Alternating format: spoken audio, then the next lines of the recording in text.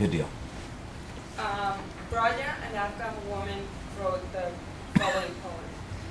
I could be a parrot. I could be a female sheep. I could be a deer or a sparrow living in a tree. I would love to be anything in nature, but not a woman, not an Afghan woman. There is a practice in Afghanistan that is called bakaposh.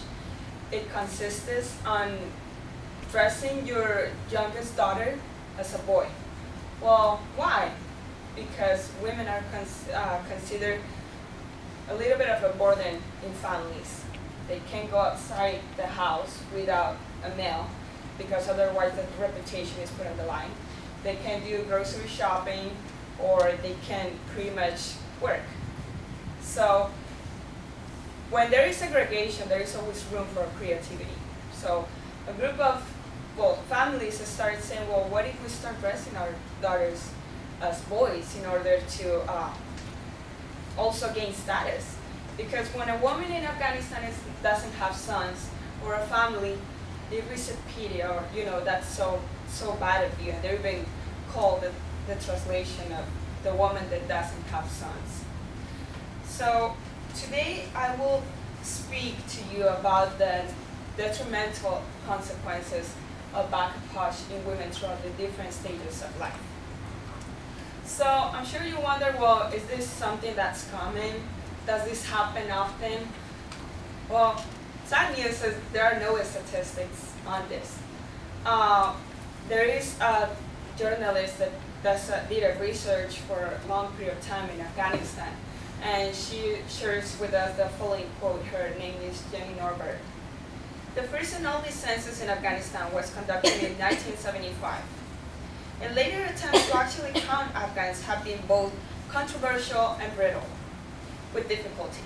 3 decades of constant war and movement of large refugee populations make accuracy impossible. So the leading question that I think you have is, well, how do you know if this even exists? How do we know if this is a little lie that a journalist came with so she could gain attention?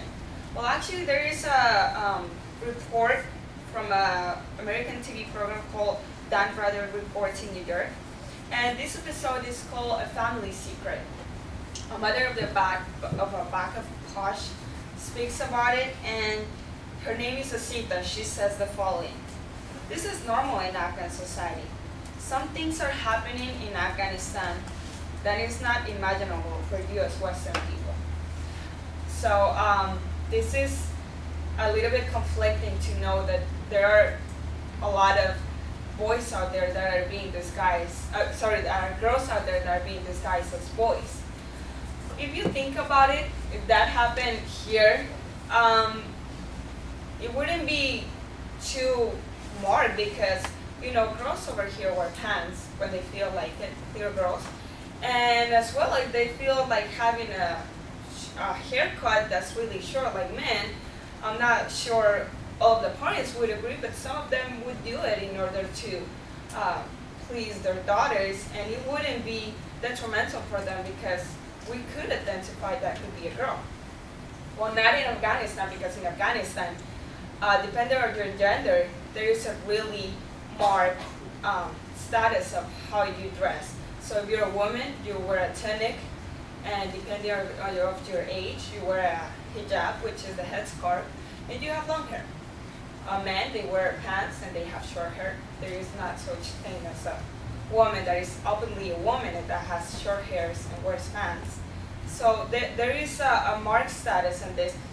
In the first stage, which is childhood, the bakaposh has different performances depending on their economical background. So if you come from a family that's wealthy, pretty much it comes to being able to play outside, go into the grocery store whenever you feel like it. However, when it's from a low background, you are probably expected to work as a child if you are being disguised as a boy. So in the first stage, what they intersect, regardless of their economical background, is that they start rejecting their female gender. Well, why? Because they are growing up as boys, and they identify that they are boys, that's what they think, and they see their sisters stay home, they're not able to go outside and play. They have a high hierarchy than the mom because they're males to their imagination, supposedly. So a sister of a Baka Paj called Benasha shares her experience with her sister, Meran, which is a man boy. Now she's naughty and she fights. Now she cries a lot. When we go to sleep, I ask her, why do you cry? Meran says, because they say I'm a girl. So really, this girl doesn't really know she's a girl because she's being treated and raised, she's growing up as a boy with the benefits of a boy. So this is a conflict that is inside them, and there is not really exposure to it because, let's think about it, in a culture that's so strict and that sexuality, affairs are not discussed a lot, they probably don't really know, well, this reproductive organ belongs to a woman and this reproductive organ belongs to a man, because women are not allowed to discuss sexual topics, only with their husband. Otherwise, they are seen as not respectable women because they are seen to know too much. The following stage is teenager years. They begin to experience excruciating fear of having to go back to being a woman. Well, and in the Muslim culture, which is, Muslim religion, which is the one that's predominantly in Afghanistan, they have to wear the hijab, which is the headscarf, once they have their first period. Otherwise, it's considered haram, which is the equivalent to us as a sin. So they have to go back to being a woman.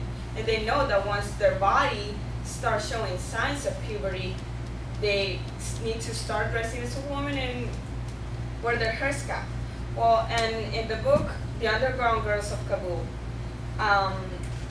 Jenny Norberg talks about Nader, which is a teenager Baka, and she says the following. The power of prayer has worked for her all well. As her four sisters developed breasts and hips, Nader's early teenage pleadings with God revolve around staying flat chest, bony hip, and premenstrual. She vowed to do anything in return of those things. So as you can see, there is a conflict for these teenagers once they know they need to go back to being men. Well, they're not going to be able to be outside anymore unless it's strictly necessary and with a male from their family. And well, this is something that's negative because they are experiencing fear of losing what they already discovered, which is freedom. The freedom to act as men, although they're really women. The last stage of Baka is adulthood, which, although they are already dressing as women and behaving as women, there is this problem that they have. They develop, most of them, something called GID, which is gender identity disorder. According to the University of Maryland, gender identity disorder is a conflict between a person's physical gender and the gender they identify with. So they grew up as boys, they feel like they're men. And Shukriya, a Baka Posh, that's no longer a Baka Posh, she had experience of a Baka Posh, says the following. Sometimes it's very hard for me to be in bed with my husband because he is a man. I think I am also a man. I feel like a man myself. And on the inside, I feel it's wrong for two men to be together. So although she is completely a woman, she identifies herself as a man because of the way she grew up and because of the role she had in society. So if you see that there is a psychological component to Baka Posh, once they are adults.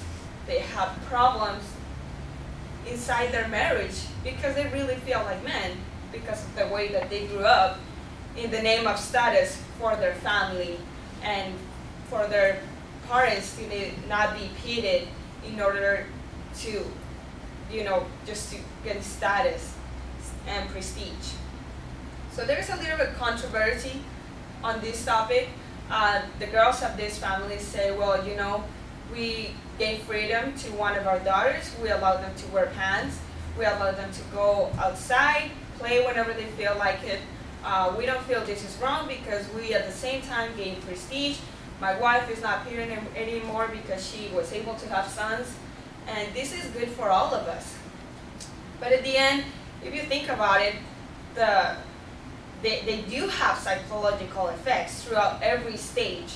In the first one, they reject their female gender. In the second one, they experience fear of going back to a woman. And at the end, when they're adults, they have gender identity disorders. I'm gonna share with you the last quote. Shakriya points out the following. My opinion is clear. My parents should have never made me a boy, since ultimately I had to become a woman. So my opinion for you today is, why teach a bird how to fly when at the end of the week you're gonna cut his wings? Thank you.